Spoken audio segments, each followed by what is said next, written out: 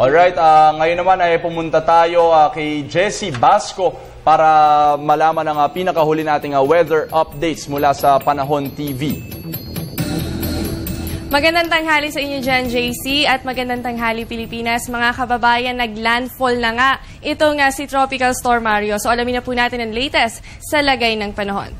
Alas 10 ngayong umaga, namataan na po ang sentro nito, 64 kilometers north-northeast ng Tuguegarao City. Yan po ay naglandfall kanina sa northern tip ng Cagayan. So ngayon po, taglay pa rin daw yung lakas ng hangin niya na nasa 85 kilometers per hour. At ang gustiness naman po o yung pagbugso ng hangin, aabot po yan sa 100 kilometers per hour. Patuloy pa rin po ang kilos nito, west-northwest, sa bilis po yan na 22 kilometers per hour. Ayon po kay Pag-asa Weather Forecaster Alzar Aurelio, posible po na by Sunday evening ay nasa labas na ng ating area of responsibility itong si Bagyong Mario. At ngayon nga po ay nakataas na ang signal number 2 sa Cagayan, kasama rin po ang Calayan, ganun din po ang Babuyan Group of Islands. Samantala nakataas din po ang signal number 2 para po dito sa Isabela, Kalinga, Apayao, Mountain Province, Abra, Ilocos Norte, kasama na rin po ang Batanes Group of Islands. Posible nyo po maranasan dyan ang lakas ng hangin na nasa pagitan po yan ng 61 to 100 kph at sa susunod po yan na 24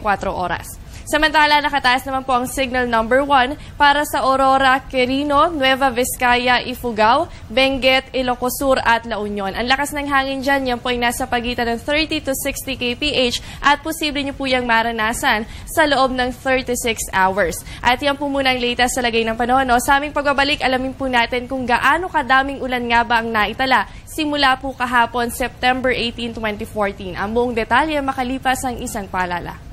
Sa puntong ito, alamin po natin gaano kadaming ulan ang naranasan kahapon po yan, September 18, 2014. Ito po yung rainfall data mula sa Pag-asa. So kung makikita po natin, simula kagabi, yung mga pag-ulan na naranasan natin, simula kagabi hanggang ngayong oras na ito, hanggang kaninang umaga, 8 a.m. po, nasa 268 millimeters na po ang naitatala para dito sa Quezon City. At yan po ay sa Science Garden. Samantala sa Virac, Catanduanes, umabot na po sa 240.5 millimeters ang dami ng ulan. Samantala sa San Jose, Occidental Mindoro, umabot naman po yan sa 233.5 millimeters. Sa Daet, Camarines Norte, nasa 203.4 millimeters at sa Tanay Rizal, umabot na po sa 141.2 millimeters. Ibig sabihin lamang po ng mga datos na ito ay nasa heavy rainfall tayo or nakakaranas po tayo ng mga malalakas na pag-ulan. Kaya sa mga kababayan po natin sa mga nabanggit na areas, patuloy po tayong mag-monitor sa lagay ng panahon. Siyempre, kasama pa rin po ang Panahon TV. At yan muna ang latest mula dito sa Pag-asa DOST. Manatiling nakatutok sa Panahon TV kung saan walang pinipiling panahon ang pagbibigay impormasyon. Ako po ang inyong nakasama, ang inyong weather body Jessie Basco na nagsasabing walang dadaig sa taong may alam at laging handa. Magandang tanghali, balik sa iyo, JC.